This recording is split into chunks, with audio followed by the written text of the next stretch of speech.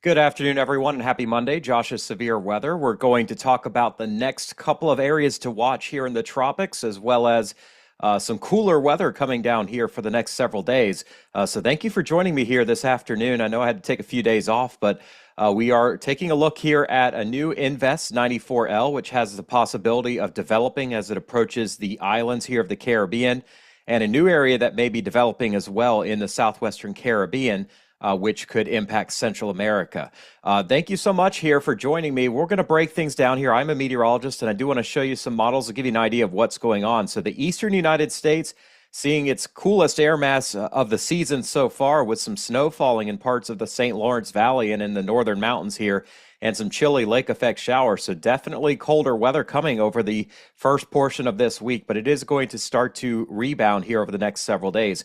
So much of the eastern United States staying pretty quiet, with this massive high blocking any kind of tropical trouble from coming in here. And that is good news, obviously, for those that are cleaning up from the recent hurricanes.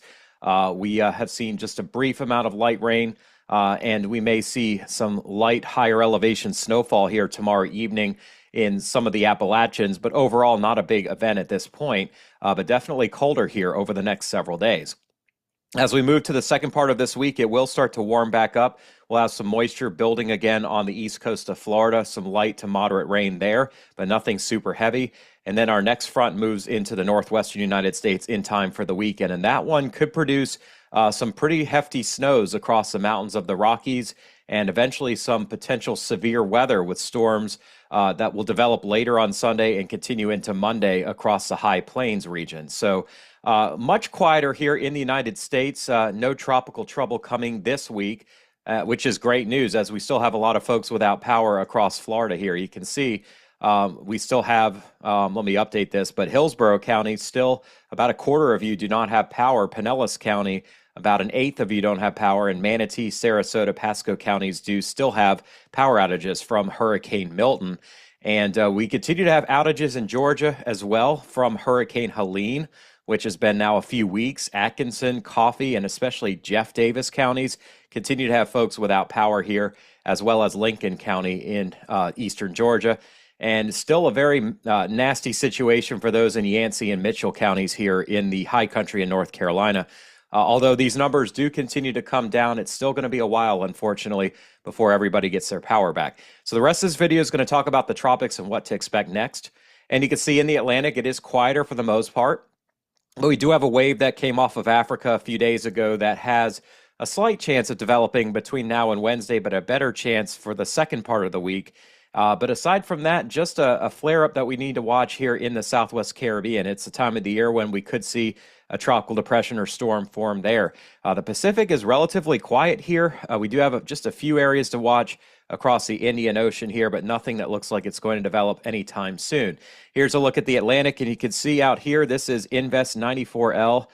Fighting some dry air right now, fighting a little bit of wind shear, but not exactly developing quickly. This area, we do need to watch here. The models last week were trying to bring it up towards Florida. They are not showing that for the time being, but it doesn't mean we need to write it off completely, as it could be something that we have to watch across Central America, maybe across the Yucatan and across the southern Gulf of Mexico as well. So I'm going to talk about the future of both of these systems here in this video. And you can see here, I don't have the 2 o'clock yet, but right now, the Hurricane Center is not mentioning yet the system east of Nicaragua. I think they should, though. But the area of greater concern has about a 50% chance to develop over the next week. And in particular, probably will be late this week or this weekend as it approaches the northern Leeward Islands, maybe Puerto Rico, the Virgin Islands, and eventually Hispaniola and the Bahamas as well. And this is a little bit unusual to see this time of the year with waves that come across Africa. Rare that we see things developing once we get past the end of September. So certainly with the warmer than average ocean water, that is made possible, but it is going to be a bit of a struggle to see this develop. Here's a look at the Caribbean. Excuse me. And you can see here, not really any kind of circulation, but there is at least a signal here for a little bit of turning here across the Southwest Caribbean. The challenge we have here is that it's close to land. But it is in a spot where there are warm waters, and since we are in a La Nina, the wind shear is a little bit weaker than usual. So we do definitely need to watch this system as it continues to drift northwestward here, as it is in a favorable spot, in my opinion, to develop. We do have this upper level low here. You can kind of see this little twist in the clouds. That is moving towards Jamaica, so that'll enhance rain across Hispaniola and eventually Cuba and Jamaica, but that is not expected to be a tropical player at this point. And then across the central Atlantic, you can see here a little bit more convection today after it waned last night with Invest 94L. And you can see this is already up to about 17.5 north. So unless it drops some latitude, it is possible it could find a way to avoid the northern Leeward Islands as it moves in that direction. So we're obviously going to be tracking every little bend with it at this point. Here's a closer view as well, where you can see the circulation center here. And I'm going to show you the infrared as well, so that you can see what's going on here under the hood. And some flare-ups, but nothing prolonged at this point. We go through phases where we see thunderstorms developing and then collapsing again. And a lot of that is due to the fact that the waters are marginally good enough for this system to develop when it comes to temperature, and the air surrounding the area is somewhat dry. And without that lack of sustained moisture, it is tough to get this stuff to persist. So here's sorry about that. Here's a look at where modeling is taking this system. And you can see for the most part, the general track is westward, but there is a bit of a bend and a gain in latitude here in 96 hours. That would put us here Friday around 8 a.m. Eastern, 9 a.m. Atlantic time. So Friday morning, it may be making its nearest approach to the islands. After that, we have some models that continue at west-northwest, and we have some that bend it back towards Hispaniola, Cuba, and the Bahamas, which we would definitely need to be watching a lot more closely if that were to come to fruition. If we take a look at the GFS ensembles, this is running the GFS with changing some slight conditions with each different ensemble member. You can see the mean of this takes it just north of Puerto Rico and the Virgin Islands here by Saturday morning, but does not develop it into a powerful system. In fact, the pressures remain fairly high here. Almost every solution is up in this range, and this would be tropical storm from here on up. This would actually be depression in here. So not a very intense system at this point, but if anything gets into this area this time of the year, we still need to watch it very closely, as we all know what can happen when waters remain above average. This is the Canadians ensemble, and you can see kind of a similar look to the GFS ensemble. We continue to have some solutions that bring it back towards Cuba and Florida here, but not for at least another 9 to 10 days, so towards the middle of next week. And there are some solutions that bring it northward towards Bermuda as well. There will be a trough that moves in this direction. And the big question mark is, does the trough pick it up and pull it northward, or does it miss the trough and stay on a westerly trajectory, not trajectory? So that's what we're going to have to watch. Now you can see our ensembles are all over, or our tropical models are all over the place on intensity. Quite a few do not really develop this. And then we have some that bring it up to hurricane intensity by the time it gets to the north of Puerto Rico, which we do need to watch here in Puerto Rico, of course. Let's take a look at that, by the way. Here's the HWRF. And you can see a weak system here. The pressure stays about 1,005 millibars or higher, and wind speeds remain under 40 miles per hour through Thursday. And then as we get towards the weekend here, you can see conditions are favoring some development here by Thursday night, Friday morning here. And at this point, we have a developing tropical storm as it moves to the northeast of the Leeward Islands here Friday morning. Beyond that, it is showing continued development into a hurricane north of the Virgin Islands over the weekend here, Friday night and Saturday morning. But it does remain small, and it remains to the north of these islands. So at this point, we've got a strong Category 2 or even a Category 3 hurricane, with the next name on the list being Nadine. Looking at the GFS model, though, we'd see something totally different. We do see some slight development here north of the Virgin Islands on Friday afternoon as a tropical storm, and then continued intensification. And this system has actually got it moving right into Punta Cana here on early Saturday. So those of you that are planning this Caribbean trip potentially later this week or over the weekend do need to keep a close eye on this, as it is farther south than that stronger model I just showed you. The good news here is that if it does go over Hispaniola, it weakens the system substantially because of that mountainous interaction. And then we have just almost a remnant low at this point that hangs out near Jamaica and Cuba for next week. It would produce quite a bit of rain, but at this point, I don't know if we want to root for this because it could cause flooding problems, but it would keep the system weaker, which is something that we do definitely want to see at this point. Now, I want to show you the upper level wind shear here to give you an idea of what's going on. And you can see here on this particular model, this is the halves. Here's where our storm's going to be. Here are the islands over here. And you can see there's actually a pretty strong upper level low out ahead of it here, moving to the north and west. And this is going to produce a fair amount of southerly wind shear in the face of this system. That's why I don't expect it to really develop over the next couple of days. It has to fight that wind shear. But this upper low is going to back off here by Thursday, and we will have more favorable wind shear here to the west of the system that actually allows it to grow a little bit on the northern side. When you look out ahead of it, you see a strong amount of wind shear across the Bahamas and the eastern U.S. associated with our trough. That would kill any kind of potential future for this system, but we've got this upper low that is weakening and retreating and allowing the system here to have a chance to at least develop by the time we get to Thursday night and Friday.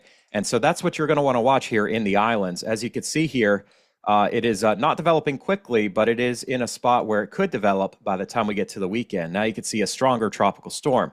So that's one of our models. Here's the global model, the European. It too shows the upper level low. It shows the strong wind shear out of the south, but it keeps that wind shear in the face of the system through about Friday and Saturday before we finally see some development. And oh, by the way, because it is heading a little bit farther north, you can see it's going to run into this wind shear with this strong trough that's going to be over Florida and over the Southwest Atlantic. So that we could root for at this point. Let's take a look as well at just the big picture too. I should have brought this up earlier, but we are in a La Nina, not officially, but we're a degree below average here. And you can see waters have cooled some over the Gulf of Mexico, but they remain substantially warm across this side of Mexico on the Pacific, and especially across the Caribbean. You can see we're running 30 to 31 degrees Celsius, which is 86 to 88 Fahrenheit. So still a lot of storm fuel in place, in particular around the greater Antilles and even the lesser Antilles. So a system who gets in here without strong wind shear and with enough moisture still has the possibility of strengthening significantly, even in the middle of October. You can see, though, we have cooled substantially around Florida here between all the water that Milton sucked up, all that warm water, as well as this front that dropped down and cooled things further. And that is a good sign. That means we've got less likely chance of anything from Florida on west to develop, intensify quickly. And instead, we have a better chance of seeing any kind of rapid intensification down in this area rather than in this area. So some better news, but it doesn't mean we're completely off the hook just yet. If we take a look at where the air is rising and where it's sinking, you can see sinking air in brown here, not favorable for storm development. Rising air in green is favorable, and this is what we're looking at today. So overall, not a very, it's kind of hostile for storms to form here in the Atlantic and actually have a chance. But after we get past the weekend, you can see there will be some more rising air at this point. There'll be more divergence next week. And we change that shade from a deep brown to a lighter green. So there will be an opportunity if something does avoid land to have some shot at developing at this point towards the second portion of next week. And you can see as we move into the end of October, it actually gets more favorable. And the beginning of November is very favorable here for development compared to what we're used to this time of the year. So we still have a few weeks of potential activity here before things can shut down towards Veterans Day or so around the 11th of November. The European models and forecasts show us here, and this is the monthly. Let me give you, yep, okay. Monthly forecast here shows over the next week, we will have 80% of average activity across the Atlantic Basin. But after we get past that point to next week, we jump up to 50% above the expected average. And beyond that, 80% above the expected average for the final week of October. And then November could still be busy. Even though the averages come down, we are still expecting this to be 2.7 times what we would typically see this time of the year, which means November could be off to a very active start. We could have 1 or 2 storms at that point. The Eastern Pacific as well could see some activity. You can see we're 80% above average at that point. And that correlates to that favorable rising motion I showed you here just a little while ago. So where do storms go at this point? Well, you see this massive trough here protecting the eastern United States this week. That keeps us from seeing anything coming up towards Florida, but that is going to lift out and high pressure builds back in over the weekend. And you can see here, pretty good high pressure system in place over the Gulf of Mexico. We do have a trough down in here that may try to entice something to come up in this direction, but if it misses this trough, then it will actually have an opportunity to sneak underneath and head more in this direction into an area of weaker steering. So I'm going to show you what the models are predicting happens here. First, it's going to be wet. Southern Gulf of Mexico, Caribbean, extremely wet here, right on into the beginning of November. And even towards Thanksgiving time, still kind of busy across the Caribbean Sea, but quieter across the United States and the Gulf of Mexico. So you can see, I don't know why the Hurricane Center is just ignoring this, but I do see at least a slight chance we have some sort of development in the Western Caribbean between now and the end of the week. That probably heads west, though, towards the Yucatan and weekends. But AL94 has a little bit better chance of perhaps becoming a system, and then you can see our chances diminish somewhat towards the middle of next week. Here's what the ensembles are showing. You can see here pretty good support for a tropical depression or maybe even a tropical storm here by Wednesday afternoon, which, this model continues to show here. And then over time, it lifts it northwest, and there are several solutions that have a stronger system heading towards the Yucatan or towards Belize. You can also see here our next system entering the picture here on Friday and Saturday. And so this stays south. I don't think it's coming up towards Florida, despite what you may have seen last week roaming around the internet. But the one after it's going to have a chance of being into the Western Caribbean or the Bahamas by the middle of next week. And after that, we don't know exactly how this is going to play out, but we could see generally a consensus taking this next system in this direction or maybe down in this direction. But there's still some solutions that pull it up this way as well. So we need to keep an eye on it for the time being. The Canadian, at this point, also shows development in the Western Caribbean. A few more members pulling it into the Central Gulf than maybe what we would like over the weekend. But then with that big front coming down, probably less of a chance something would try to hit the Gulf directly at this point. You'll see there's more development chances after this as we head into that active phase that I was showing you, even into the beginning of November. So we still need to keep an eye on things. And then the European is the one that does show some development here, but not as much support as the other two. It does show a better chance, though, of the feature afterwards surviving. And then you can see just a huge split here with some models going this way, others pulling it in this direction, as this high here is going to kind of block things and protect Florida and the southeast, at least through the weekend and beginning of next week. So that's what we're going to be tracking for everybody here. I will show you the GFS model here. And again, it's no longer showing a strong storm coming up into the Gulf of Mexico. It has a weaker system moving through Central America and then into the Pacific. But you'll see here with the next feature, it does have it crossing Puerto Rico and the Dominican Republic and then weakening near Jamaica here by the middle of next week. And then it just kind of fades into the sunset here with this front moving down and not giving it a good chance to survive, but still pretty active here to keep an eye on things in the Western Caribbean.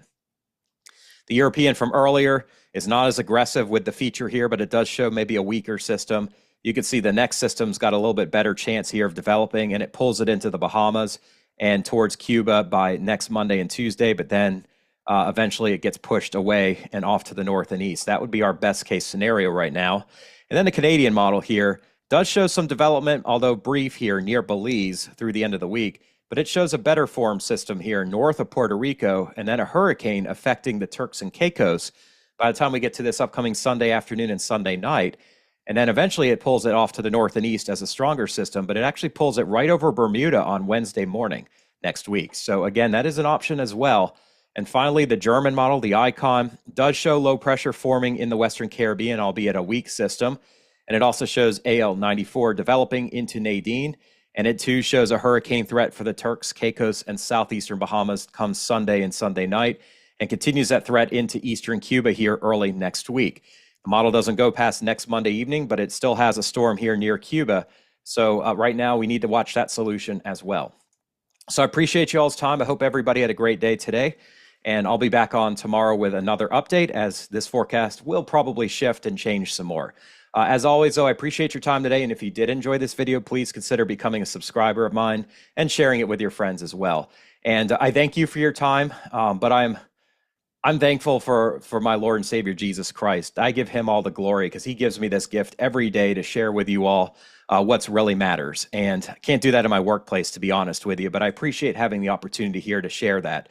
Joshua 1:9 says, "Have I not commanded you? Be strong and courageous.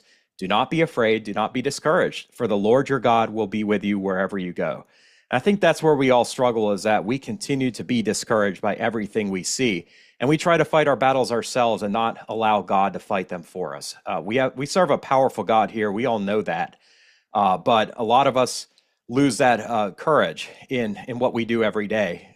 For me, it's a battle I face every day, but I continue to pray, and I continue to fight off the enemy's attacks, knowing that we too have our protection here, and that we've got eternal salvation if we choose to believe what Christ has done for us and what is coming to us eternally. And I just wanted to share that good news for you, that you can be courageous as well. You serve the same God that I serve, everybody else here does as well. And the same power that rose Jesus from the grave is the power that will be used to save you eternally if you so choose to have Jesus as your Lord and Savior. So I hope you all have a wonderful Monday, and I'll talk to you again tomorrow. God bless you.